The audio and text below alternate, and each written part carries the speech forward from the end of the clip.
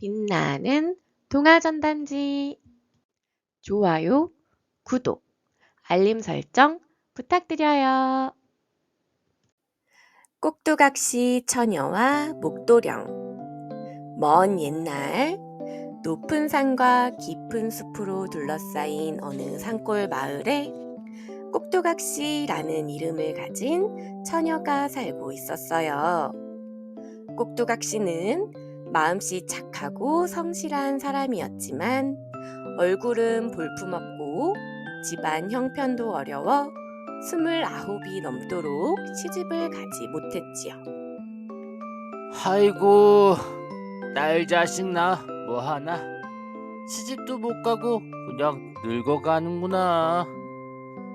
홀아버지는 속이 상해 가끔 툴툴거렸지만 꼭두각시는 아버지를 원망하지 않고 조용히 밭을 메고 물을 깃고 바느질을 하며 하루하루를 살아갔어요. 그녀의 얼굴은 광대뼈가 튀어나오고 퉁 방울 눈에 장구처럼 네모난 머리였고 키는 작고 몸은 절구통처럼 통통했어요. 어느 날 산 너머 마을에서 매파가 찾아와 말했어요. 이 근처에 혼처를 찾는 총각이 하나 있어요. 이름은 목도령이라 하는데 사람은 성실하다고 소문이 자자하답니다. 그 말을 들은 꼭두각시의 아버지는 깜짝 놀라며 말했어요.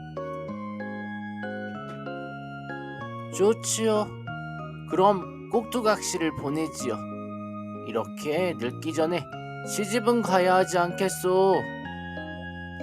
하지만 그 후로 소식은 뚝 끊겼어요. 1년이 지나고 또 1년이 지나도록 아무런 연락이 없었지요. 그렇게 2해가 흐르고 꼭두각시의 아버지는 병을 얻어 세상을 떠나고 말았어요.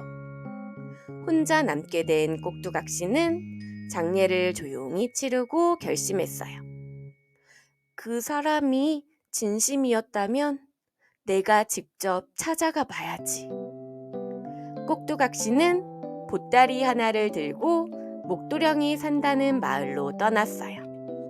산을 넘고 또 넘고 해가 저물 무렵 겨우 작은 오두막 하나를 발견했지요. 꼭두각시는 용기를 내어 문을 두드렸어요. 저 길을 잃었는데 하룻밤만 묵어도 될까요? 오두막 안에서는 수염이 하얗게 센 노인이 나와 꼭두각시를 반겼어요.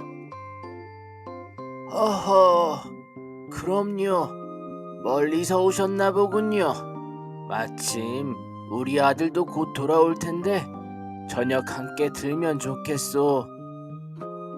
얼마 뒤 삐걱삐걱 문이 열리며 아들이 들어왔어요. 그는 곰보 자국이 가득한 얼굴에 등이 굽었고 절룩거리며 걷고 있었어요. 그가 바로 목도령이었어요. 이분이 목도령? 잠시 놀란 꼭두각시는 이내 고개를 끄덕였어요. 그래, 나도 잘난 외모는 아니잖아. 사람이 성실하면 됐지. 다음 날 아침 꼭두각시는 말했어요. 저 혼인을 하러 왔습니다. 지금이라도 괜찮다면 혼례를 올리겠어요. 목도령의 아버지는 무릎을 꿇고 고개를 숙였어요. 이런 착한 처녀를 어디서 또 만나겠소? 이 은혜 평생 잊지 않겠소. 그렇게 2사람은 간소하게 혼례를 올렸고 부부로 살기 시작했어요. 꼭두각시는 새벽부터 일어나 밥을 짓고 방아를 찢고 바느질을 하며 살림을 꾸렸어요. 목도령도 굽은 허리와 절룩이는 다리로 나무를 해다 팔고 짐을 나르고 틈날 때마다 집을 고쳤어요. 2사람은 함께 땀 흘리며 살림을 일궈나갔지요. 몇 해가 지나자 작은 밭도 생기고 논도 생기고 소 한 마리까지 살 수 있게 되었어요. 부부는 비록 몸은 성치 않았지만 마음만은 부유했어요. 그러나 행복은 오래가지 않았어요. 그 지방 사또가 아주 못된 사람이었지요. 농사를 지으면 세금이라며 절반을 가져가고 비석을 세운다며 곡식을 거두고 잔치한다며 소를 끌어갔어요. 게다가 마을 사람들은 인정도 없고 서로 도와주는 법이 없었어요. 어떡하죠? 곧 아이가 태어날 텐데. 하지만 첫 아이는 태어나기도 전에 숨을 거두었어요. 산후조리도 못하던 꼭두각시는 며칠을 앓아누웠고 그 틈에 목도령의 아버지도 손자를 잃은 슬픔에 병이나 세상을 떠났어요. 더는 이 마을에서 못 살겠어요. 여보, 우리 깊은 산으로 들어가요. 부부는 짐을 싸고 산속 깊은 곳으로 들어갔어요. 날이 저물 무렵 허름한 작은 집 하나가 보여 안으로 들어갔더니 머리가 하얀 할머니가 살고 있었어요. 아이고, 저녁이 되었는데 어디서 오셨소? 저희는 살 곳을 찾아 산으로 들어온 사람들입니다. 꼭두각시 부부는 자신들이 살아온 이야기를 조용히 들려주었고 할머니는 눈물을 훔치며 따뜻한 밥과 국을 내주셨어요. 그리고는 작은 주먹밥 2개와 붉은 물이 담긴 표주박을 내주며 말했어요. 이건 특별한 약초와 약수로 만든 것이니 길을 가다 허기지거나 목이 마를 때 드시오. 다음 날 꼭두각시 부부는 정성껏 인사한 뒤 길을 나섰고 허기가 져서 주먹밥을 먹었어요. 그런데 이상한 일이 벌어졌어요. 꼭두각시의 얼굴이 점점 환해지고 고운 모습으로 변했어요. 목도령도 점점 등이 펴지고 팔다리가 성해졌지요.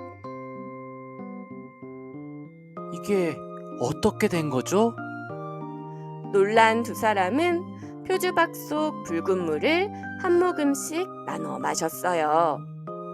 곧 피곤이 풀리며 따뜻한 기운이 온몸에 퍼졌고 2사람은 쓰러져 편히 잠들었어요. 눈을 떠보니 주변은 기름진 땅으로 가득했어요. 밭을 일구기 딱 좋은 곳이었지요. 부부는 그곳에 자리를 잡고 농사를 시작했어요. 그러던 중 땅을 고르다 땡그랑 하는 소리와 함께 작은 호리병을 하나 발견했어요. 언젠가 쓸모가 있을지도 몰라요. 꼭두각시는 그 호리병을 집 처마 밑에 걸어두었어요. 며칠 뒤 지나가던 스님 한 분이 시주를 받으러 왔어요. 부부는 정성껏 밥을 지어 대접했지요. 스님은 집안을 둘러보다가 호리병을 보고 깜짝 놀랐어요. 혹시 옛날에 어떤 할머니에게 주먹밥과 물을 받아 드신 적이 있습니까? 네, 그분 덕분에 저희 삶이 바뀌었어요. 스님은 조용히 웃으며 말했어요.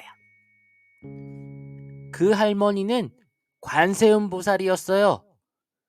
주먹밥은 귀한 약초로 만든 약식이고 물은 영험한 약수였죠. 그리고 저 호리병은 착한 이들만이 볼 수 있는 보물입니다. 그것은 소원이 담기면 무엇이든 꺼낼 수 있죠. 그리고는 호리병을 거꾸로 들고 말했어요. 쌀 한 가마니 나오너라.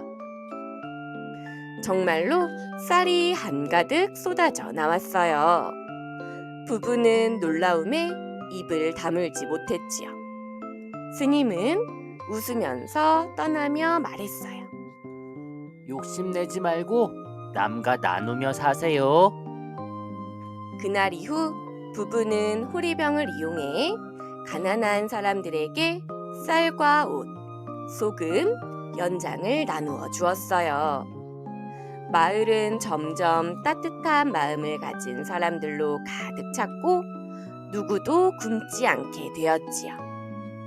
세월이 흐르고 부부는 자식을 많이 두고 모두 잘 키워 시집 장가를 보냈어요. 그리고 두 사람은 늙어서도 한결같이 남을 돕고 깨끗한 마음으로 살았어요. 어느 날 두 사람은 조용히 뒷산에 올라갔어요. 호리병을 단단히 싸서 나무 밑에 묻으며 말했어요. 언젠가 이 호리병이 또 착한 누구에게 발견되겠지요. 그렇게 전해 내려온 이야기가 지금까지도 조용히 사람들의 입에서 입으로 흘러오고 있답니다. 오늘의 이야기 끝! 좋아요, 구독, 알림 설정 부탁드려요.